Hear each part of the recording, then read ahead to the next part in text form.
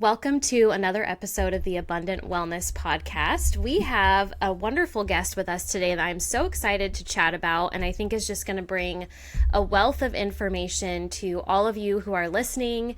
We have Andrea Ippolito here with us. She is the founder and CEO of Simply Fed, and I'm going to let her share all about what that is and why that matters for motherhood and the broader healthcare experience overall. So, Andrea, would you share a little bit with us about who you are?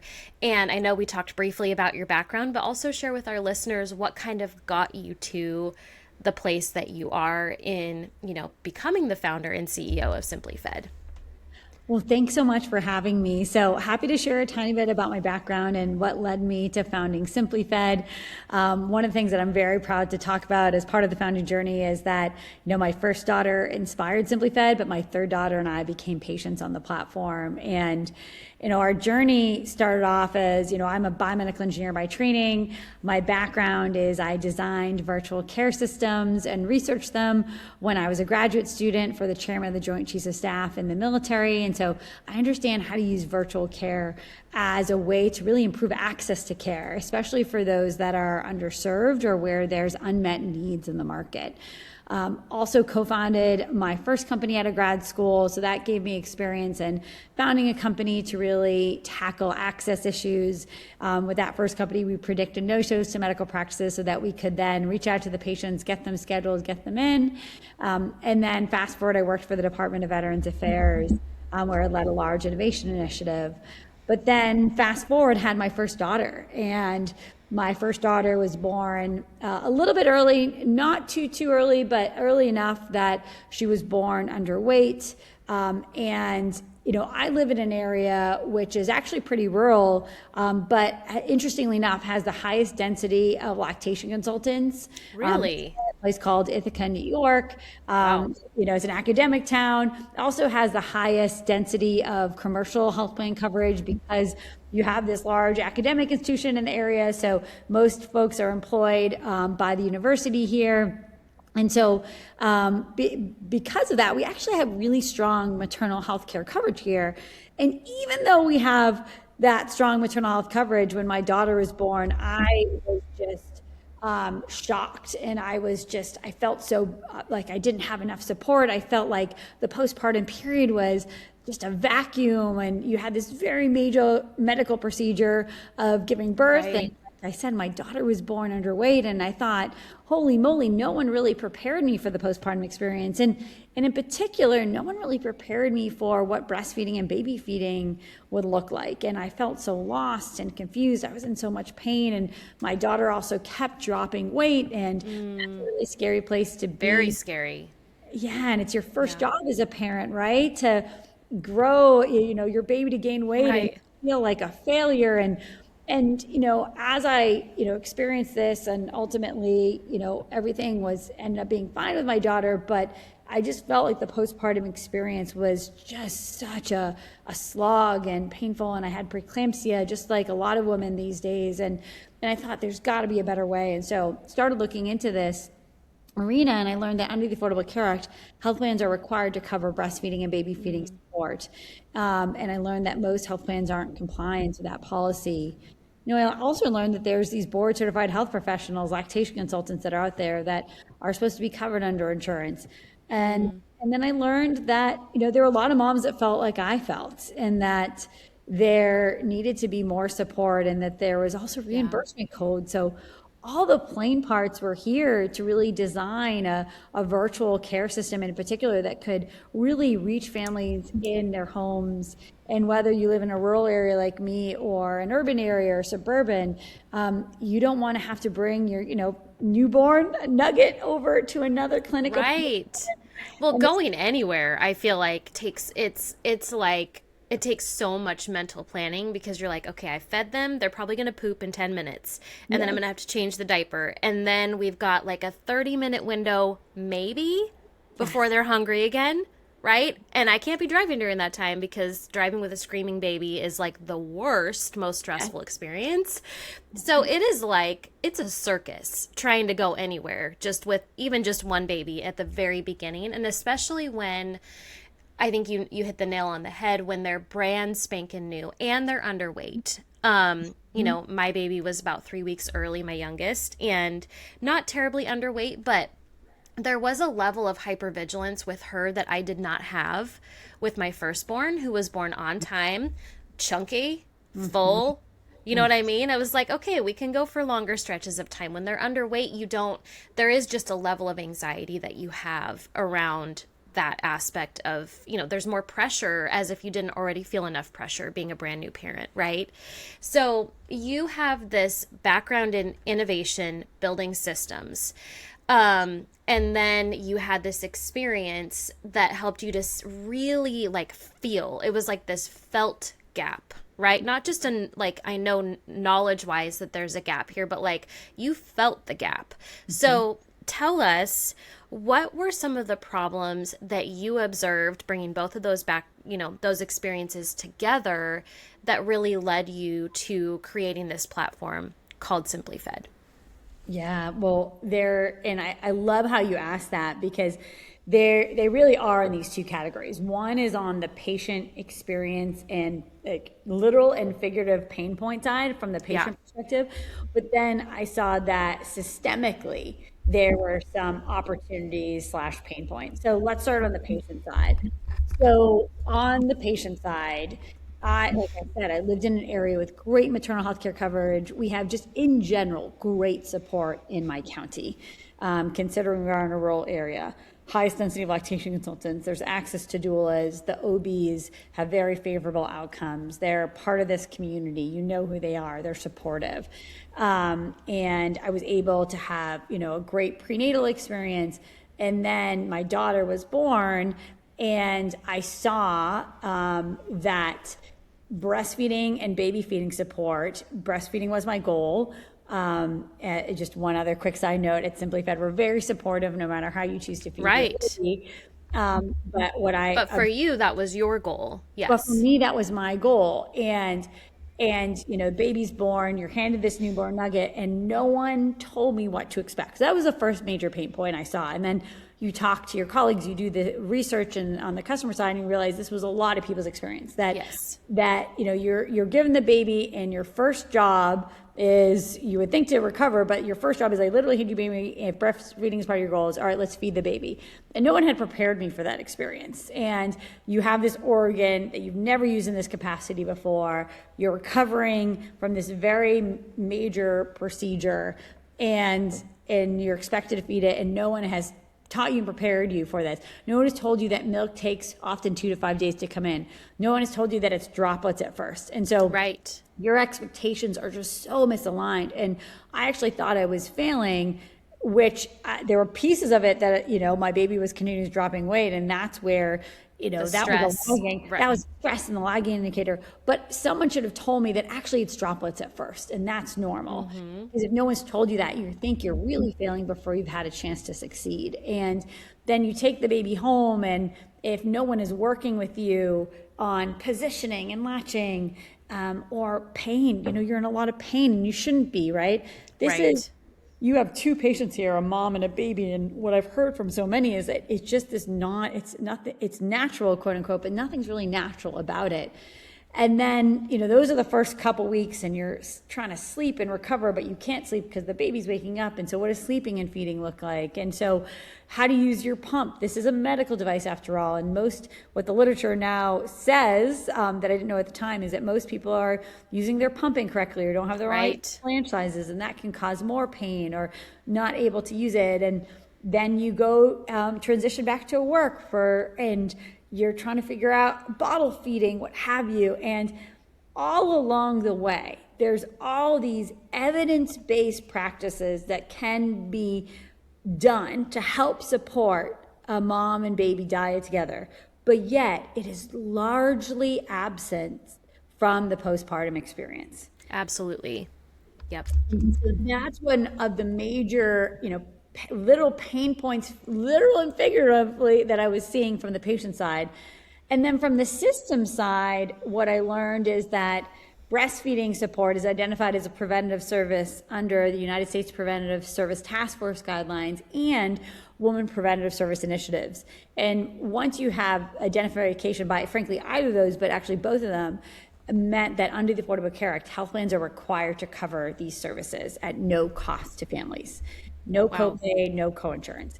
And so that's amazing. I actually did not know that. And not to interrupt your flow of thought here, but I didn't know that. I think because I work primarily with women and children in my practice, and so much of what I hear is we were given one lactation visit, or two, like at the most, right? One in the hospital and then one in a follow-up, unless you have a doula or a postpartum care practitioner that you've paid for out of pocket, that they're not getting those needs met. And so is there a gap between, it sounds like there's a gap between what the insurance companies are required to do by law and what they're actually telling the consumer. And so then the consumer doesn't know what they can advocate for. Is that part of what's happening? That's a part of it. The other part of it is that in health plan coverage, when something is mandated like this, often what happens, and this is on the systemic side, is that no one's defined what's called network adequacy, meaning, so this is a required service under these guidelines, but what does network adequacy mean? Meaning how many providers is what each health plan is required to have. Yeah. And so if no one has defined that, then it's gray. And breastfeeding and baby feeding support is such a central part of the postpartum experience, but yet you often don't see that strong return on investment that health plans often require. So this is why it needs network adequacy, A, needs to be defined, but B, a lot of what us in maternal health are trying to do is show the direct return on investment that actually investing in breastfeeding and baby feeding support does in the near term, right? We know that there's long-term great impacts in the literature, study this, and there's some questions about that literature, but there is evidence that shows this. So a lot of what we do at Simply Fed is to show that near-term return on investment.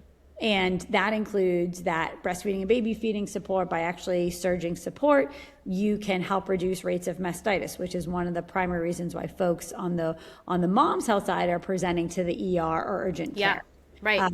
If those mastitis evolves, that can evolve into a abscess, which requires surgery. So that's an example there.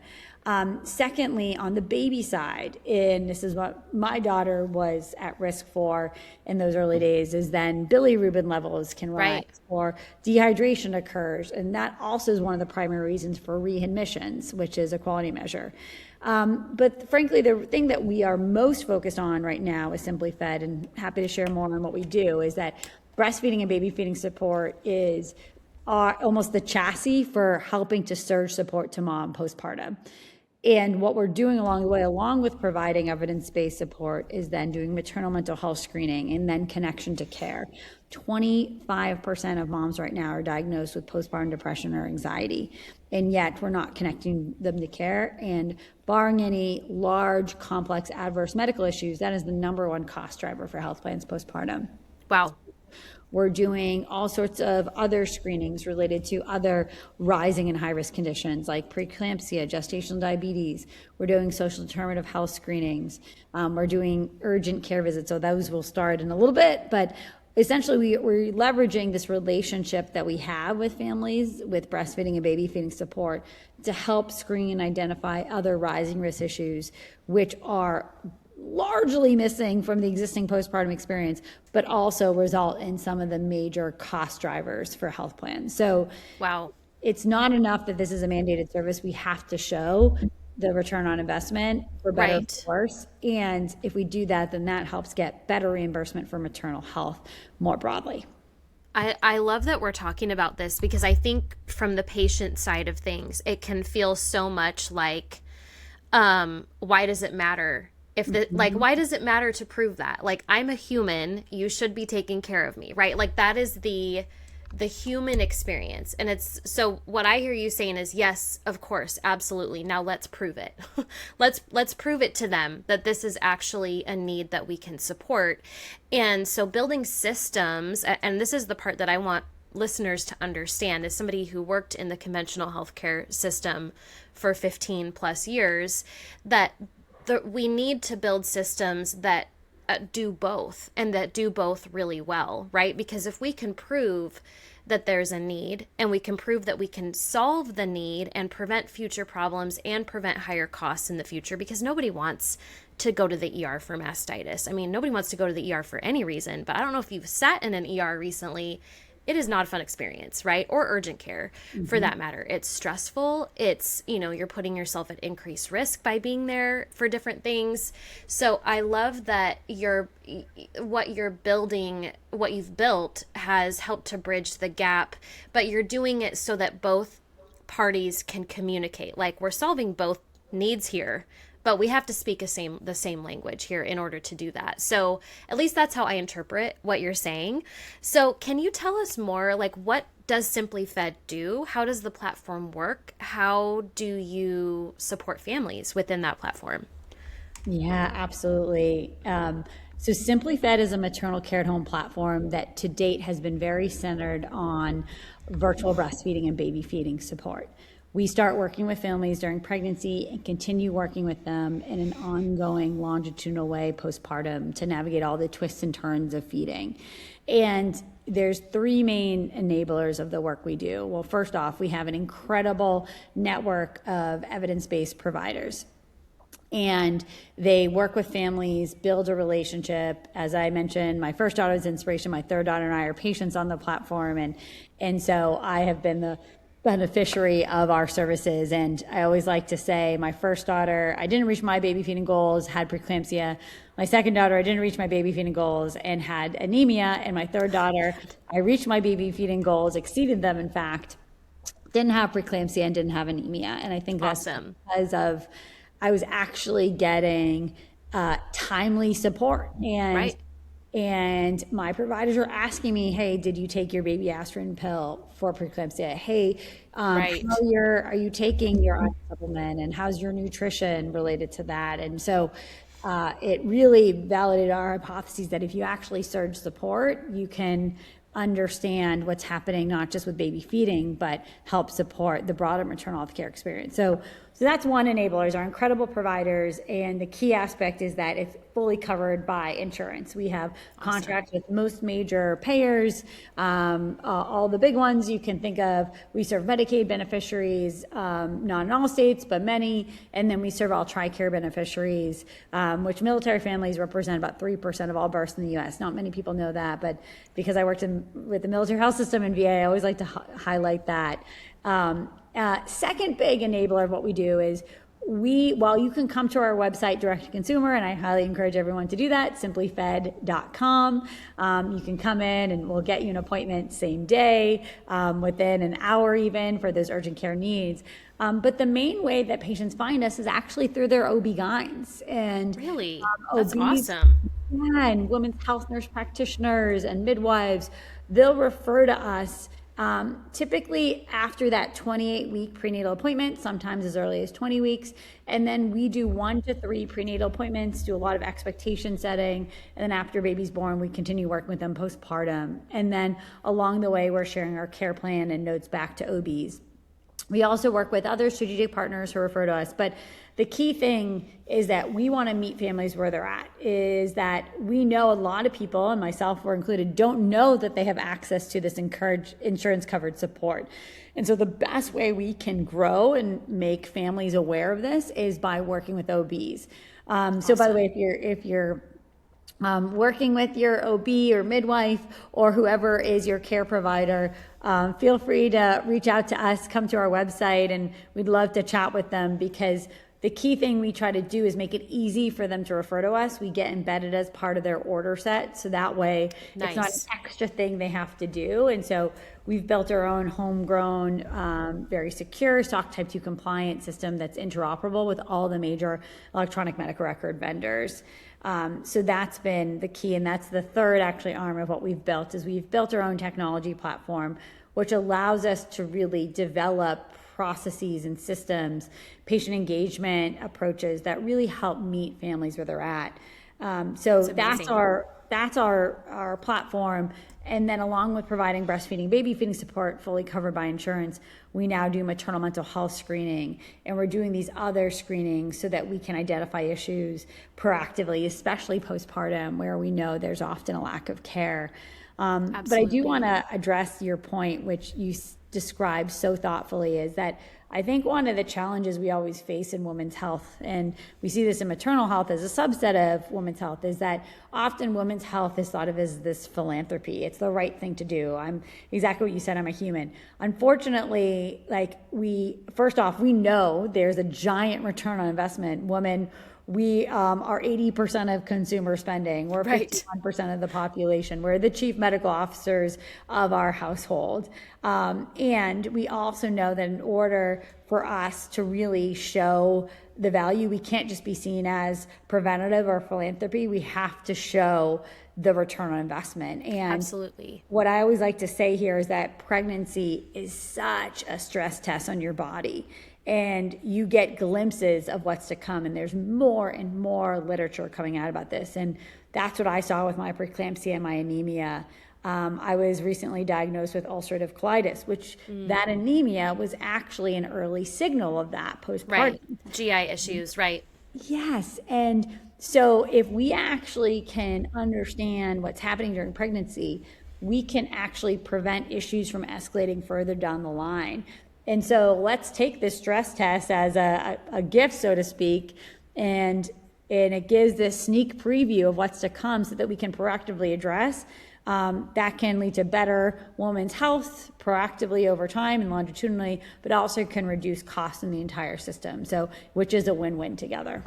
Absolutely. No, and I love that you mentioned that, because so often we think about these periods of our life, like pre-pregnancy, pregnancy, postpartum, perimenopause, as like these separate sections of our life, when it's all this string that's connected, right? And it's all information that is useful to tell us, is there a signal that's happening here that's actually giving me a clue about something I'm at risk for in the future, or something that I need to be taking care of, because how you experience pregnancy and postpartum is an indicator for how your body handles stress, how your body handles hormone shifts, how your nervous system is doing, how healthy you are overall. So I love that you tied that together.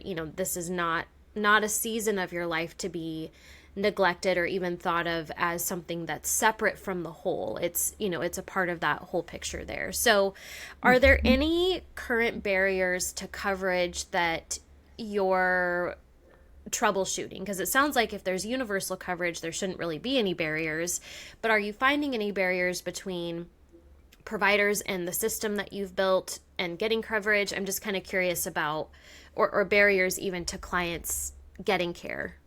Well, I'm going to answer it in two parts, because the one, it just helps shed context on how I'm going to answer. So what's really exciting in maternal health right now, and patients might not be aware of what's happening, is American College of Obstetricians recently shared that the last April, it actually starts with that they came out with the first major update to maternal health guidelines since 1930. What? Which is bonkers. Insane. Almost 100 years. No problem. 100 years. And in these clinical consensus recommendations, they call for really thinking about how we can do comprehensive prenatal assessments to really understand some of the risk factors, and then design a prenatal and postpartum care experience aligned to those risk factors. And they said, in order to do this right, we have to improve access to virtual care, because while we would love to do all appointments in person, that is just not feasible for all the things we talked about up front. So that was like part one. And then American Medical Association, which is I don't know if they would frame it this way, but they really are the owners of all reimbursement codes and help set reimbursement codes for they announced the elimination of the global maternity reimbursement bundle. So what I wasn't aware as a patient is all of your prenatal, postpartum, labor, delivery care actually is under one global payment, which actually is a very thoughtful idea. And the idea is that you should get all the care you need under one payment. OBs get paid for, the hospital gets paid for out of this, and that way it's just this one payment. What unfortunately happens is that it leads to a lack of care postpartum, and that's why we That makes see this sense. vacuum of care postpartum, is because your OBs, we live in a what's called a fee-for-service healthcare world, right? And if you can't get paid for more there, this leads to this lack of care, and especially in light of growing OB provider Right. shortages. So what AMA, in partnership with others, have been doing a lot of research. How can we improve this? How could we get to the bottom of this? There are a few other driving factors there. And what they have voted to, and will be going live January 1 of next year, but starting to actually, in preparation for that, fall of 2026, is unbundle that global maternity reimbursement payment. So all prenatal, labor and delivery, and postpartum care will be paid just like a lot of other healthcare services are paid, in a fee-for-service way, meaning each visit, each intervention will get paid. I think this is a very positive thing. I think this is a positive thing because it will allow OBs to get paid for all the services and midwives Right. as well, of course, to be paid for all the services they're delivering. And I think it will help fill some of the postpartum care gaps. Absolutely. So I'm sharing that as context is it's not necessarily challenges we're facing, but we're entering this kind of brave new world, so to speak, of what this care pathway looks like. But secondly, I think from a macro perspective, health plans, I was just reading some work over the weekend that, many very reputable commercial health plans are not able to have a positive operating profit right now. And that is very problematic. And so what happens is, and it goes back to what we were sharing before, is then they have to really be very picky on who they're letting into their network. Yep. And that's very frustrating because this care is so important. So I think across Right. healthcare, not just in maternal health, you're seeing a lot of issues with providers being able to get into health plan networks, Right. which is very hard and frustrating. So showing that return on investment is now more important than ever. Absolutely. I love the way that you summarize that. That was very helpful. And it helps, I think it helps as the consumer to understand, even what some of the loopholes are, or what where the red tape is, so that we can understand, why am I not getting the service that I need, or how do I maybe work with my provider to find ways to access that service, right?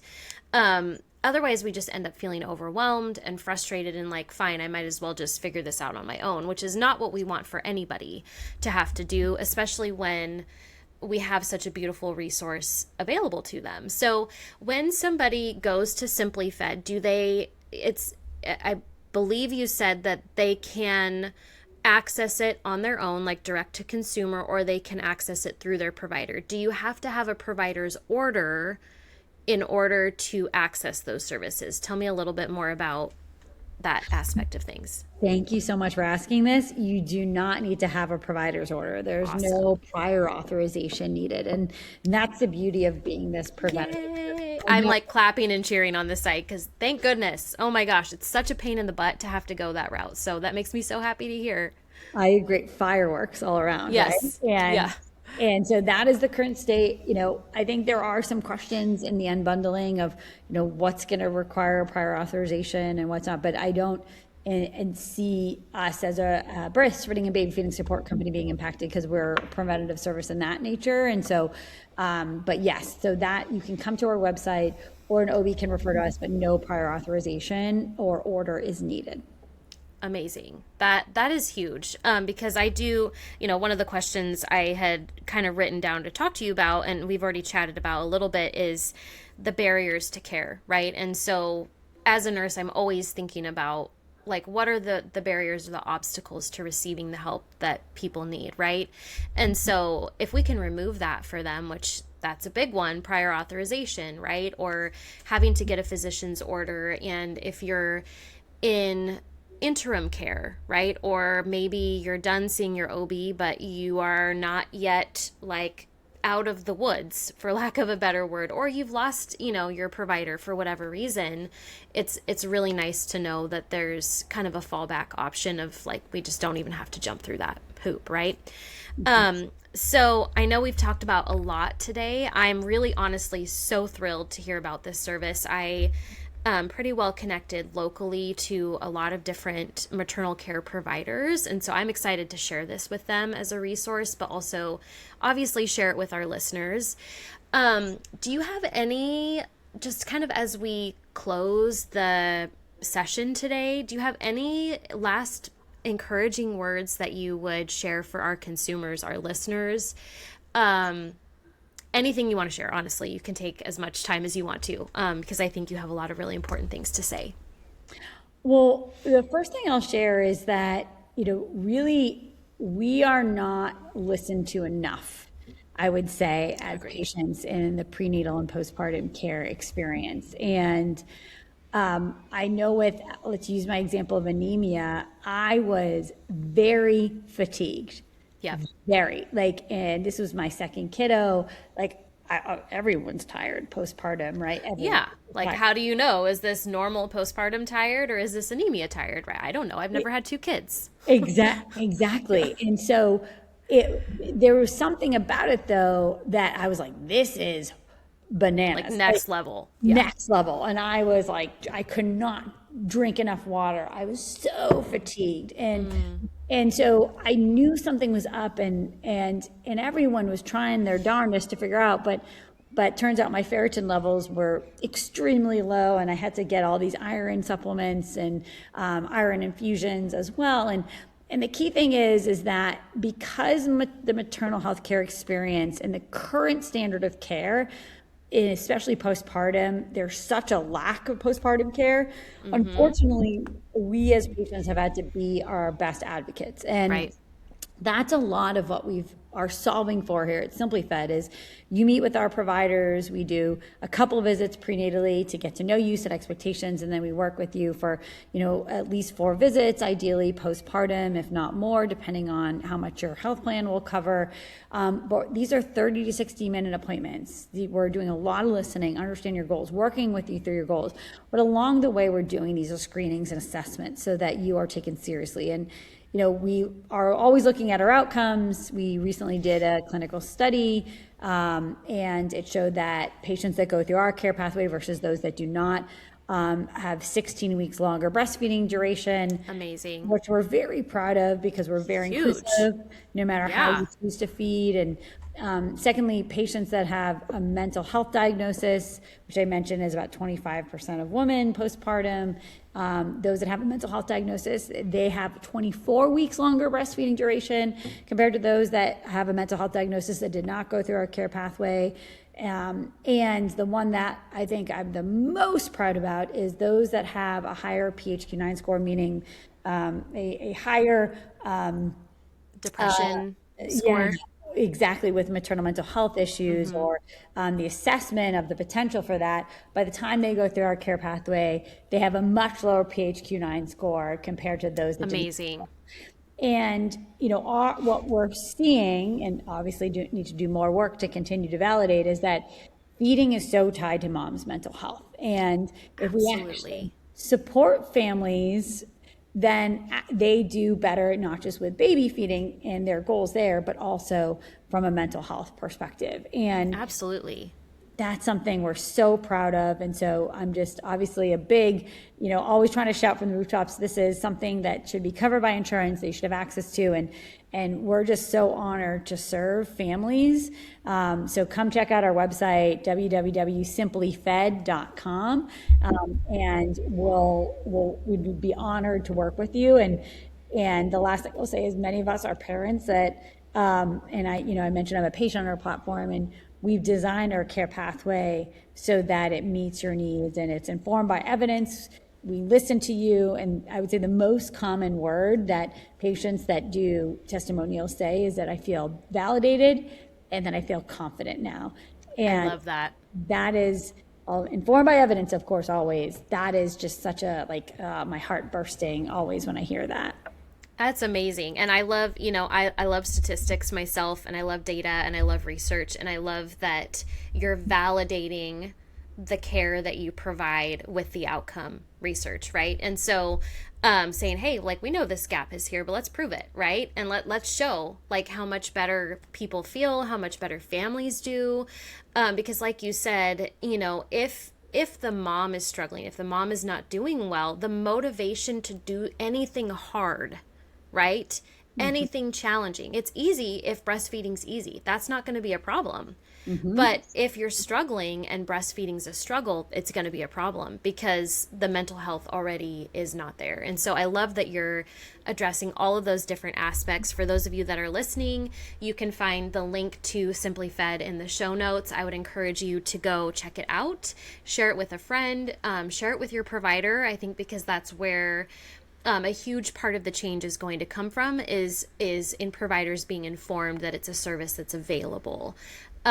Because we do have just those short little appointment times, right, where we have to get a lot of information across in a very short period of time. And your OBGYN can't teach you how to breastfeed, right? They can't necessarily provide the troubleshooting that often is needed, or even how to assess when bottle feeding might be the best option for you or your family, right? And so I love that you guys are bridging the gap on that. It's a service I'm really excited to share, not just with listeners, but with other providers, like I said. So thank you so much for being on the show today, Andrea. I know that this is an incredible resource. And so I'm so thankful for just everything that you've built. But also just the education and the information and being willing to do that groundwork of saying, we're going to do the research on this too, and we're going to show that we have really good outcomes. So I, as a science person myself, as a nurse, I love those data points. So I appreciate you bringing that to the table as well. Oh, well, I appreciate you and thank you for all the work that you do, and just so honored to be here with you. Absolutely. Well, like I said, listeners, I'm going to drop the links to how to follow Andrea and get all of her good information in the show notes. But thank you so much again, Andrea, for being with us today. Oh, thank you. And have a good rest of your day, everyone.